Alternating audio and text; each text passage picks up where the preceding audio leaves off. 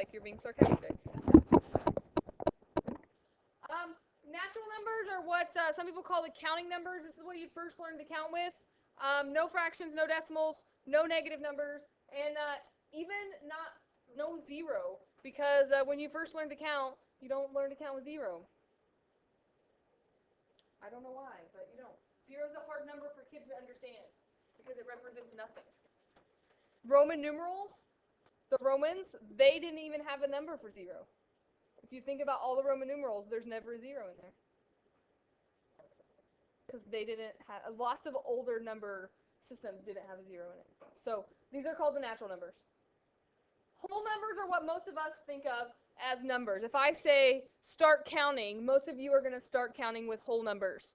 You start with zero and you count up. There's no fractions, there's no decimals. Again, there's no negative numbers. What grade were you in when they told you there were negative numbers? Remember? I was in 7th grade, but I think you do it way before then now.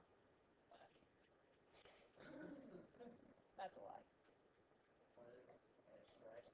What year did you learn negative numbers?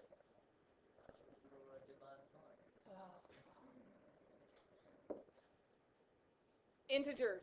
This is the one that I feel like people never know what integers are, but you see this in a lot of problems. They say something about give an integer answer.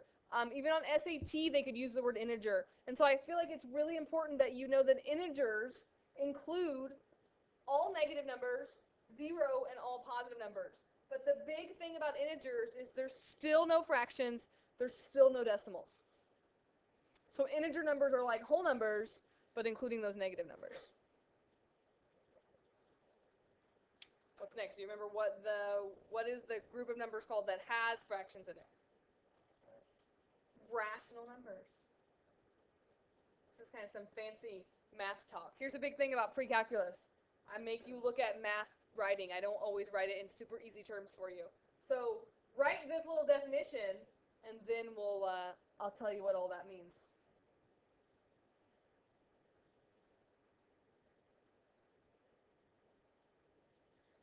In Algebra 1, Algebra 2, I would always write rational number. The definition of a rational number would be a number that can be written as a fraction or a ratio. This is another way of saying that. This is called set notation here. I think I wrote that down here. Set builder notation is when you do the little brackets and you state something. Like I wrote a over b, meaning a rational number is a fraction. And then you state what the restrictions are. So a rational number is a number that can be written in the form a over b such that, that's what this little line means,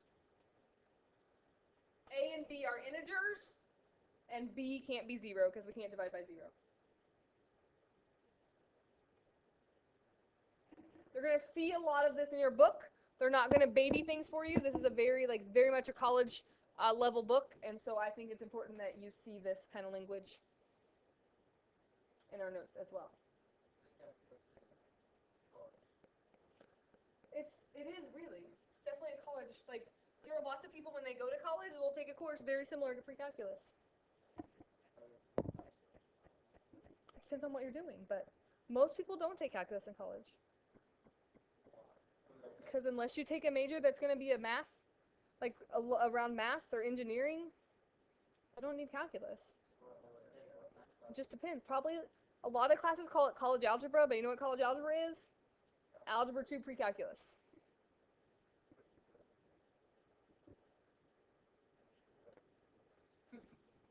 And there's lots of people that test into pre-algebra when they take their math placement test, and so they have to take lots of math classes because they test into classes that don't even count towards their major. So it's a good idea to try to take that test and do well on it, because you could maybe even test out of the math class that you have to take.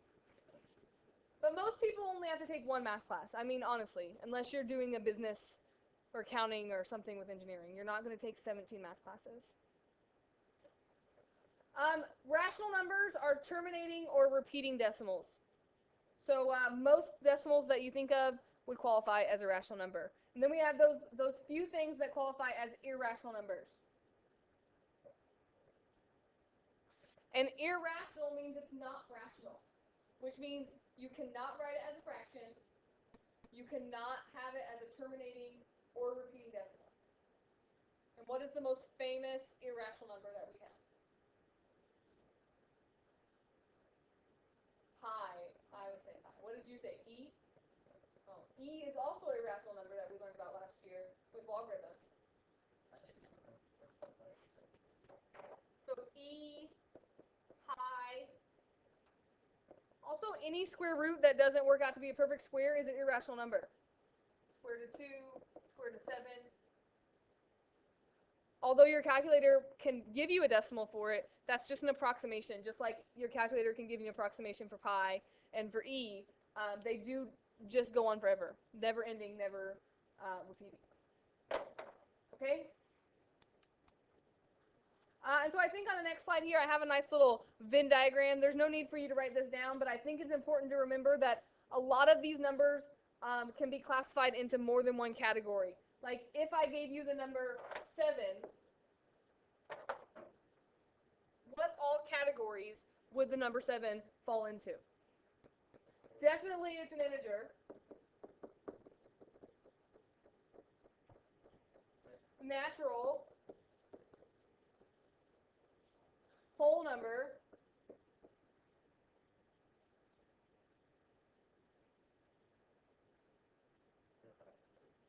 Could you write 7 as a fraction? Yeah. Because you could say 7 over 1 or 14 over 2. Right? So numbers that we think of as whole numbers, they're really going to classify into all of those.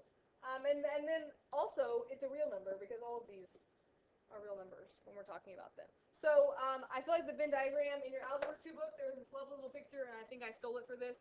You don't have to draw this, but just remember that natural numbers are the smallest set of real numbers. That's just the 1, 2, 3, and then you have your whole numbers, and then your integers, then your rational. Irrational is the only one that doesn't have any kind of subset, and then those are all classified as real numbers. They always use these letters for it. I never remember which letter is which. I usually just write it out, but they do always call rational numbers Q and integers Z. But remember that they could classify into more than one category. Okay?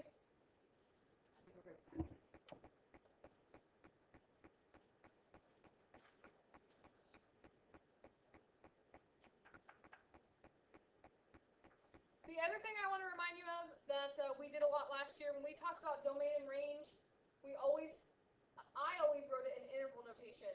You can always write things in interval notation or set notation, but you're going to see in this book they use interval notation a lot. If you take calculus next year, we pretty much use interval notation completely, like that's all we use. And I've noticed that in colleges they use interval notation a lot, and they expect you to know how to use interval notation. So I feel like it's a really important skill to go over, and hopefully it'll kind of come back to you pretty quickly. So we're going to kind of talk about some different words here. Last year we never talked about bounded and unbounded, but a bounded interval is one that has 2 endpoints. So we could write that up here. Bounded has 2 endpoints.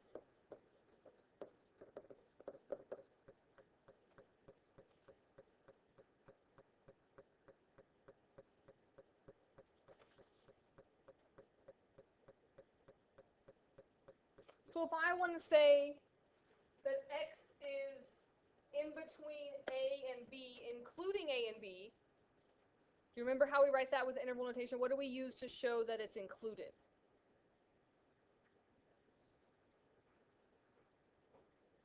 Maybe I'll do the first one to remind you. What about this? Does this jog your memory any? If we write bracket a to bracket to b bracket, if you put a bracket around it, that means it includes the endpoint. And what do we use if it doesn't include the endpoint? A parenthesis. We can write inequalities using interval notation. We can write domain and range using interval notation. Part of your homework today is going to be practicing going from inequalities to intervals, intervals to inequalities. We can also do the same thing if it doesn't include the endpoints. And I'm just using A and B, but A and B could be any numbers there. This is called an open interval because it doesn't include the endpoints. And I would just write that as parenthesis A to parenthesis B. So this means does not include endpoint.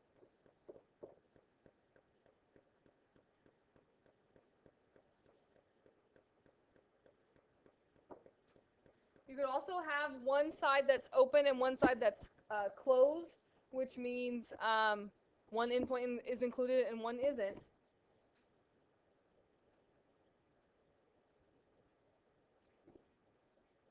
So let's see, for this top one here, what would I have?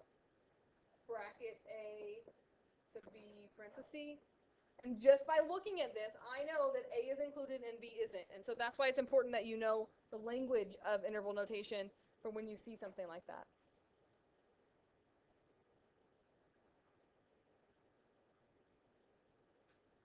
And this one, I just switched it around. So now A would be open and B would be closed. Coming back to you now, maybe? I know we used this a lot in Algebra 2 last year. The other type of intervals that we have are unbounded intervals. Unbounded, opposite of bounded, means it's not going to have two endpoints. It might not even have any endpoints. So I'm just going to put not two endpoints. Which means one side keeps going forever. And how do we symbolize that in interval notation? How do we show that one side goes forever? Infinity, right?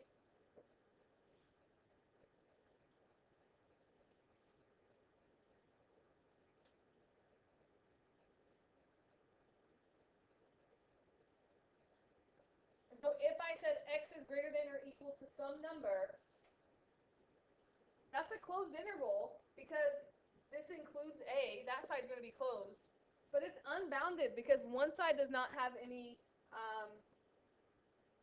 boundary there. So x is greater than or equal to A, which means I'm going to start at A, and it's included, but I don't have an upper endpoint. So to show that it just keeps getting bigger and bigger and bigger, I'm going to write infinity there. We never put a bracket around infinity because can you ever actually get to infinity? No. So infinity always has a parenthesis around it no matter what the other side is because infinity is not actually a number. It just keeps going forever. It just symbolizes it never stops. We could do the same thing if it didn't include the endpoint to start. X is greater than A would just be parenthesis A to infinity.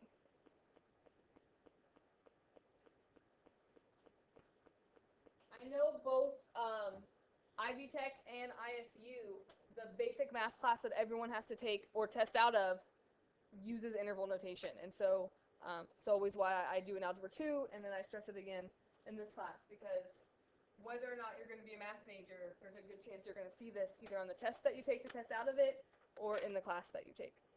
I got a couple more here. These are my last three options for intervals.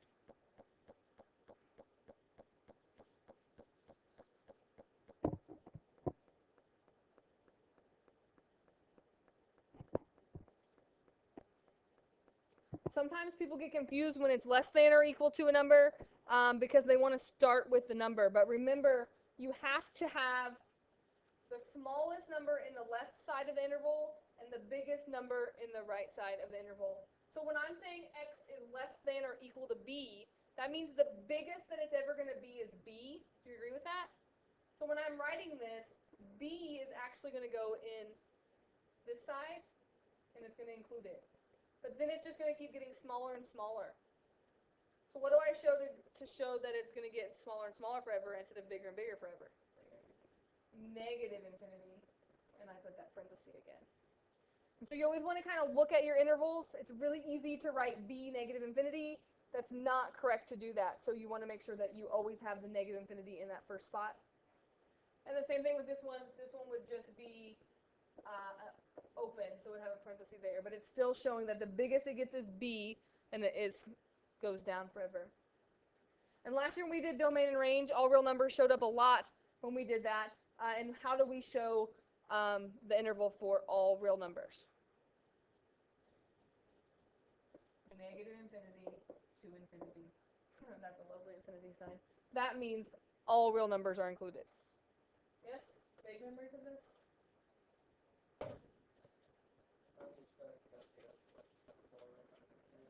Well, maybe not so much this year, but last year that was our gut instinct.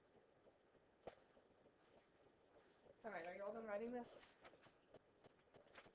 So let's practice a couple of these. Those are really not spaced out at all. So describe and graph the interval. Look, this is supposed to be. And then the keyboard would come up. It's just easier if I sit down. It's true. I should just sit over here and do this. I'll just check. So as you can see, your homework's going to have both, some of it in inequality notation and some of it in interval notation. And it says describe and graph the interval. And by describe, they're wanting you to use those words I just gave you, like unbounded or bounded, and closed or open, just to kind of practice knowing what those mean. And then just graphing it, like on a little number line, graphing it.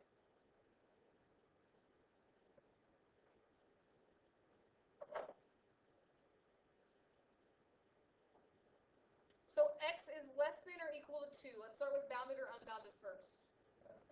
Unbounded, because it does not have 2 endpoints. And then the next thing you have to answer is open or closed. Closed, because it does include that 1 endpoint. So this would be an unbounded closed interval.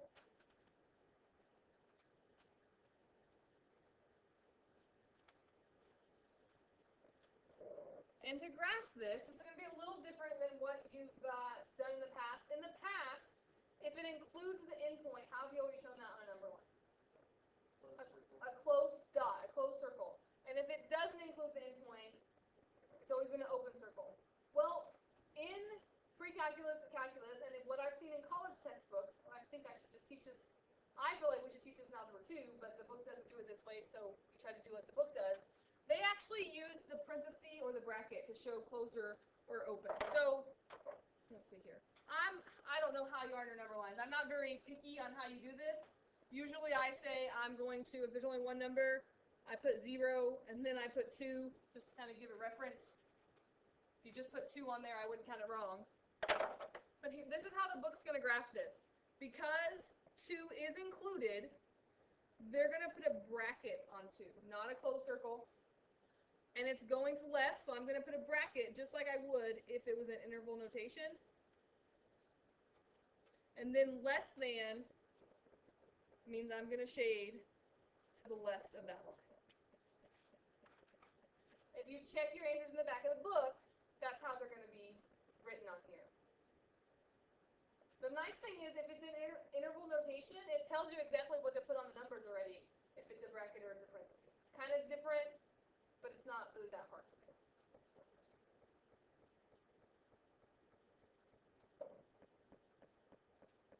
Like number 2 here is already in interval notation. This is saying we're going from -3 to 3, and we're including both endpoints.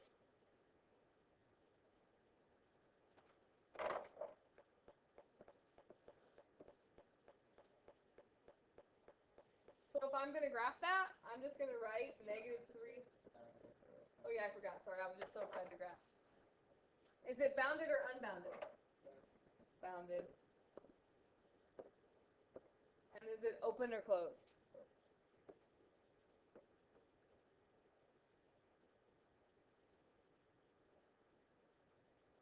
If it's in interval notation, all you have to do is take those exact symbols from the interval notation and put them on your graph. So I know that -3 is included, and 3 is included, and it's everything in between those. Are you with me on that? That's not so bad, right? We're almost done.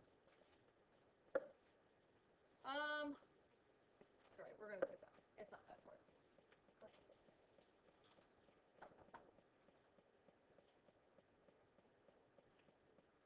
Exponent properties, again, this is something that you've done over and over again, but it's something that people forget. And so the other thing that I want to emphasize out of this first section is what to do with exponents and how to simplify some problems using exponents. This is on page 8 in your book. There's a nice little table, but I always think it's a good idea to have it in your notes. Right, I actually had you in another seat. I saw your paper yesterday that said you would like to move. I had you back more, but last year you always complained that you had to sit in the front so you had the leg room. Well, I was almost in the back last year. You moved me right there, and I sat here this year. Sawyer had moved because we got in trouble. I remember this very good. No, but I thought you said you had to have lots of leg room. I could have it back too. It's just the front. It's not a big fan of it. You just want to sit beside me. All right. I used U and V here instead of X and Y. It really doesn't matter. I think this is what the book uses. But just to remind you, if you have the same base with exponents, what do you do with those exponents? You add them. So this is the same as saying U to the M plus N. Right? If you have X squared times X to the third, we know that's X to the fifth. Same thing with dividing. If they're the same base with exponents, what can you do to simplify that? Subtract them. This would be U to the M minus 6.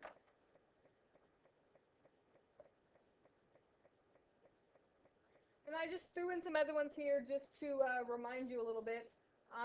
Anything to the 0 power? 1. What about those negative exponents? What do those do?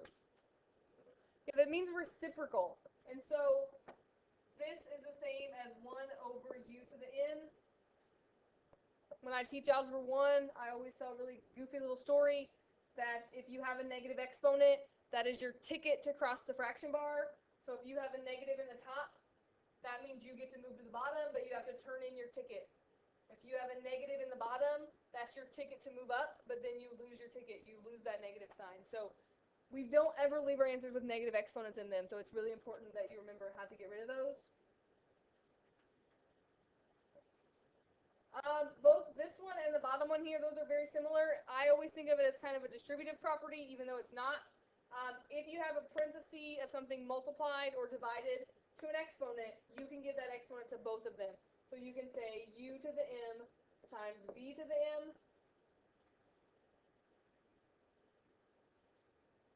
I'll skip the one in the middle for a minute. But the same thing down here, it's just division. That's the same as U to the M over V to the M. I can't subtract or add these exponents because U and V are not the same base. Like, you have to have the same base when you're doing those properties. And then the only other property here, I feel like this property and this property get mixed up a lot. Here you add the exponents, but if you have an exponent to an exponent, you're going to multiply, right? Exponent times an exponent. So that's U to the M times N. So the last thing on your homework today is there's going to be some problems that have a bunch of different exponents, and you're just going to practice using all these little properties here. So let's do a couple of those, and then I'll be done, and you can work on your homework. What was that middle? You just multiply M times N. Everyone done writing that? And again, those are on page 8 in your textbook.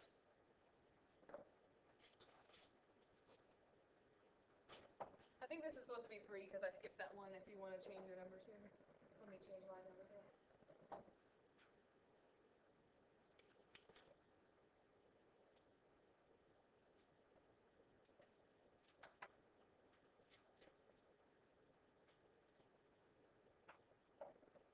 So I started here with just a multiplying one, no dividing, no negative exponents.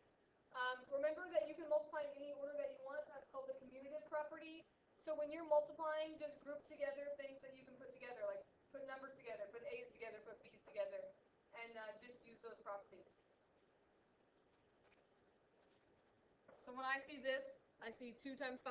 I know that's 10. A times a squared is going to give me a cubed because I'm adding 1 plus 2. And b to the third times b to the fifth is b to the eighth. Make sure you're still with me. That's it. If you have a negative exponent, if you ever have more than one of the same base, that means you can do more to that problem, but I can do no more to that problem because I don't have any of that. That was an easy one, right? Let's do a harder one. How about this?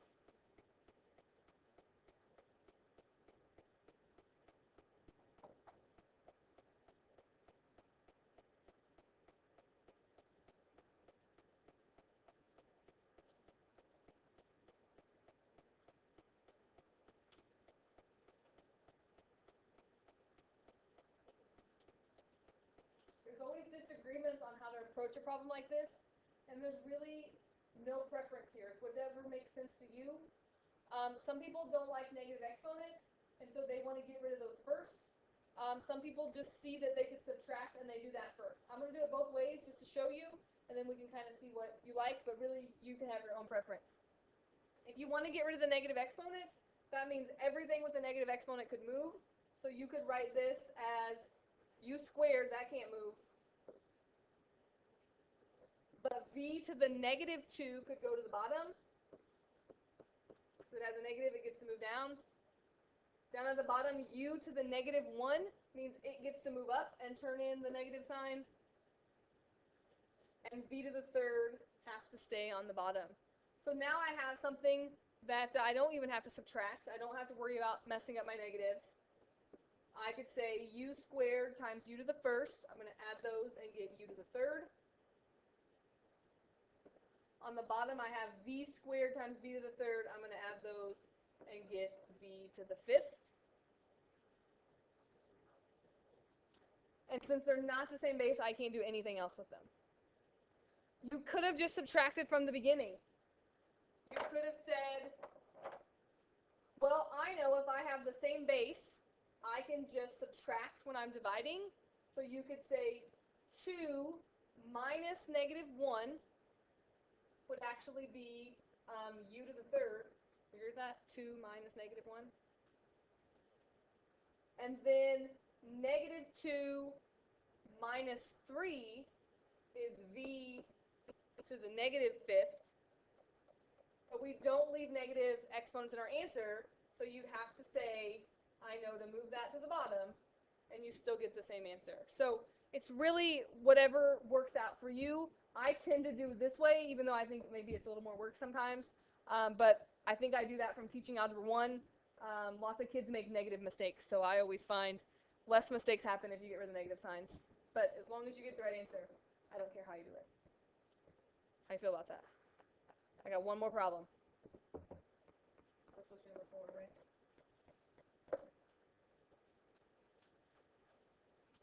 Some a little more exciting stuff here.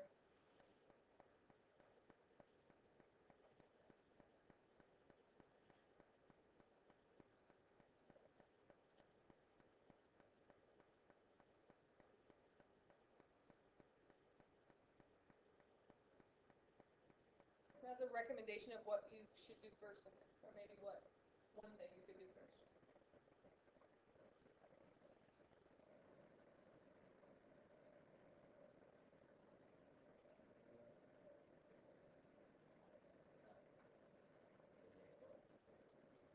Yeah, if it were me, the first thing I would do is I don't like dealing with these parentheses and exponent on the outside.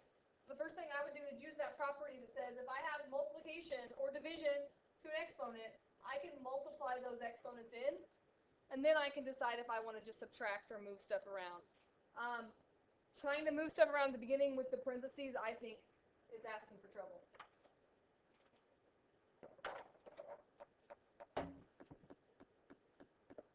Remember, you're multiplying here. So negative 3 times negative 4 is actually going to give you x to the 12th. Y squared negative 4 is going to give you y to the negative 8th.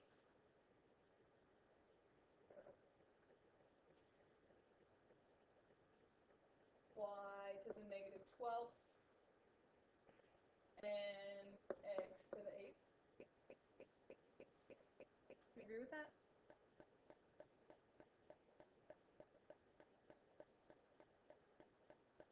Definitely looks better already. Now we're kind of back to where we were on that last problem of deciding whether you want to just subtract right now or you want to move stuff around. And again, it doesn't matter. It's really going to be a two-step problem no matter what, because either you're going to move stuff around and then simplify, or you're going to subtract and then have to move your negatives around. So it really doesn't matter. I'll do it this way and then we'll see if you have questions about it. I'm going to move stuff around. So the x to the 12th and the x to the 8th aren't going to move because they don't have negative signs, negative exponents. But both y's have negative exponents, so they're going to switch places. So that means y to the 12th goes on top and y to the 8th goes on bottom.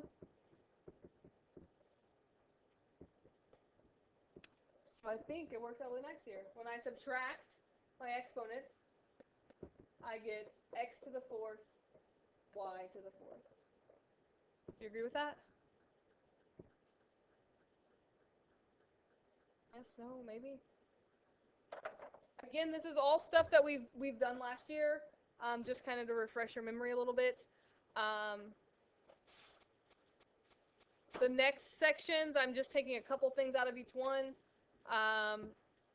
And really, if we go through on schedule this week, Friday we'll be through what I want to talk about in chapter P and have a little quiz next week. So here's your first assignment.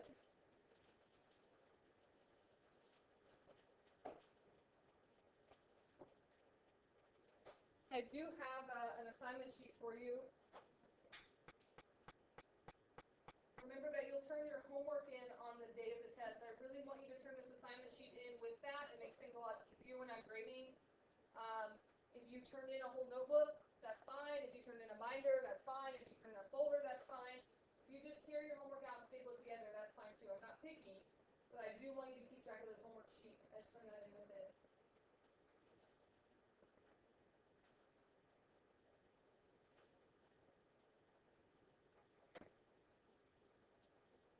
And it is Pride Time Day. What time are we getting here? 9:55. So if you have about 5 minutes, you can get started on your homework.